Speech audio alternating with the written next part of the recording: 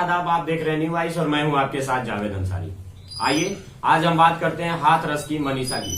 जी हाँ, हाथरस की मनीषा को क्या दलित बेटी होने का सजा मिला? बिल्कुल आपने सही सुना। रोज की तरह अपनी माँ के साथ खेतों में गाय या भैंस के लिए चारा काटने जाती थी, लेकिन 14 सितंबर को कुछ अलग हुआ। सुबह 9 बजे अपने माँ के साथ खेतों में गई और वहां पर 4 दरिंदे पहुंचे और उसे अपना शिकार बना लिया।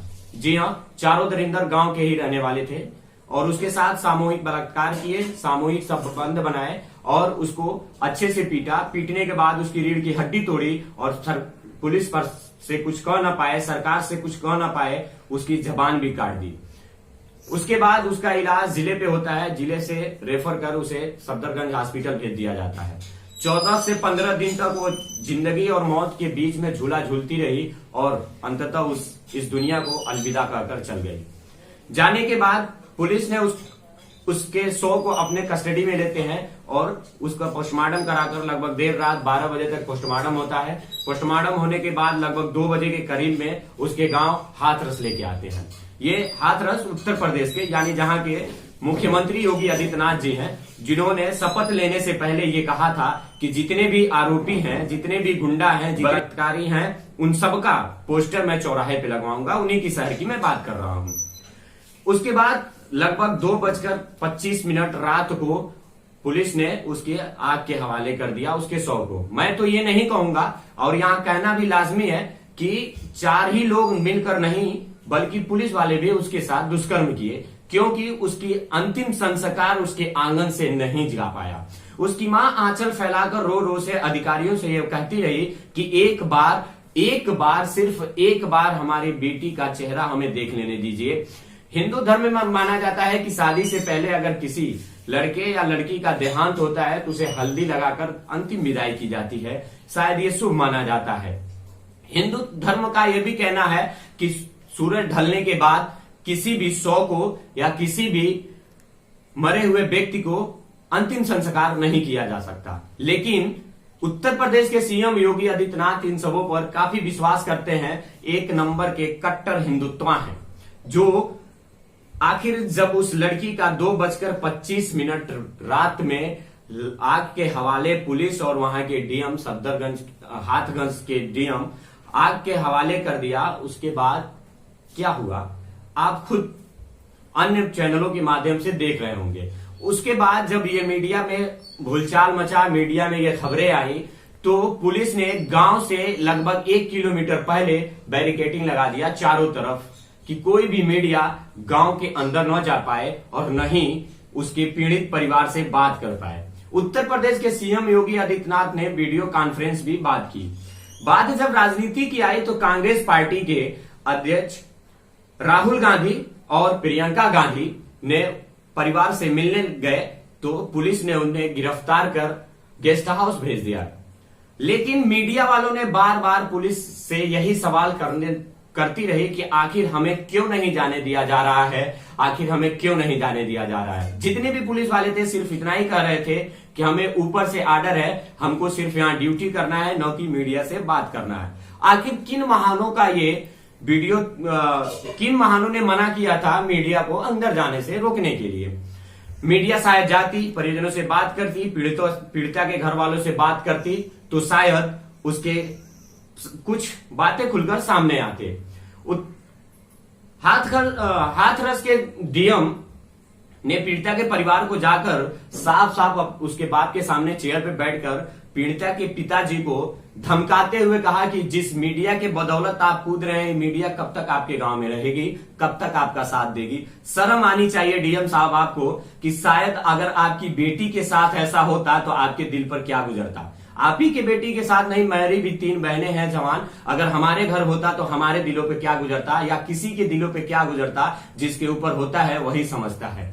ये सवाल हाथरस के डीएम से ही नहीं बल्कि वहां के एसपी, वहां के जितने भी पुलिस प्रशासन, जितने भी लेडीज कांस्टेबल और जितने भी एडीजीपी, डीजीपी, जितने लोग भी थे, अगर उनकी जवान बेटी के साथ ऐसा दुष्कर्म करे तो उनके दिलों पर क्या गुजरेगी ये खुद आप समझ सकते हैं।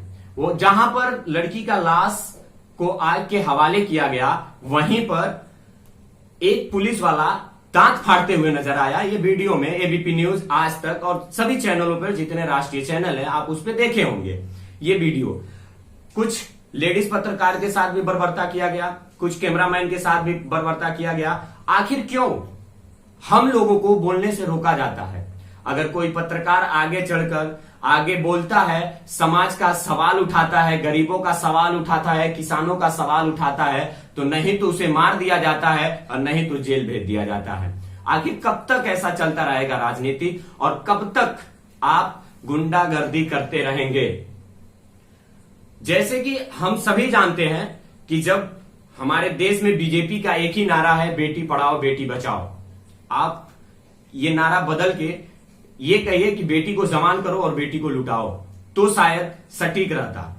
ये मैं इसलिए कह रहा हूं कि मैं आज अंदर से पूरा भरा हूं। जब मैं उस मनीषा की मैं खबर देखता हूं तो मेरे आंख में आंसू आ जाते हैं।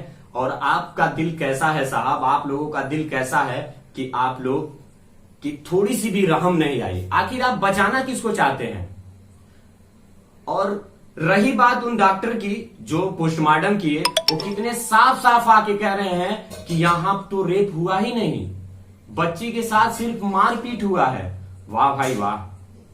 कैसे आप एक लड़की जिसकी जबान कटी हुई थी, वो वीडियो वायरल हो रहा था फेसबुक पर, उसने कहा था कि मेरे साथ पहले रेप किए चारों ने, रेप करने के बाद हमें मारे, मेरी रीढ़ की हड्डी टूट गई, और जब मैंने कहा कि मैं ये पूरी बात पुलिस को बताऊंगी तो जाते जाते मेरा जबान भी काट गए। क्या उन लोगों के ऊपर थोड़ी भी रहम नहीं आई होगी? क्या उन लोगों के ऊपर थोड़ी सी भी रहम नहीं आई होगी कि उसके घर भी मां बहन है और जिस कोख से वो पैदा हुआ है वो भी एक मां है? लेकिन खैर, वो तो दरिंदगी का हद पार कर दिए और एक बेटी को चील के जैसे नोच खाए। जितने लोग वर्दी में हैं, और डीएम साहब आप तो एक श्रेष्ठ मैन हैं, आप तो एक जिले का मालिक हैं, अगर आप किसी बच्ची के साथ किसी पीड़ित परिवार को ऐसे जाकर धमकाएंगे तो क्या हाल होगा, अब आप खुद ही सोच सकते हैं। ये बात आप सोचते वक्त समझिएगा। और हमारे वीडियो को आप लोगों से हमारा यही रिक्वेस्ट है कि आप इस वीडियो को ज्यादा से ज्यादा शेयर करिएगा। न हम आपसे 1 रुपए नहीं मांग रहा हूं, नहीं आपसे मैंने पैसा मांगा और नहीं आपसे मैंने एक वक्त की रोटी मांगी। मैं पत्रकारिता किया इसीलिए कि सिर्फ और सिर्फ गरीबों, किसानों की आवाज उठा सकूं, दलितों की आवाज उठा सकूं।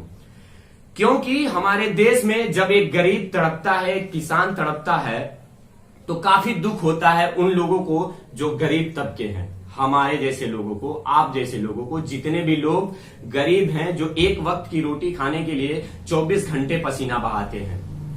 क्योंकि जब चुनाव आता है तो चुनावी लॉलीपॉप जनता को तो दिखाकर अपने तरफ आकर्षित कर लेते हैं। इसी बेटियों के नाम पर, रोड बनवाने के नाम पर, समाज के काम करने के नाम पर। लेकिन हमारा देश में जब वही सत्ता पा जाते हैं, कुर्सी पा जाते हैं, तो हम गरीबों को भूल जाते हैं पिछले 5 साल के लिए।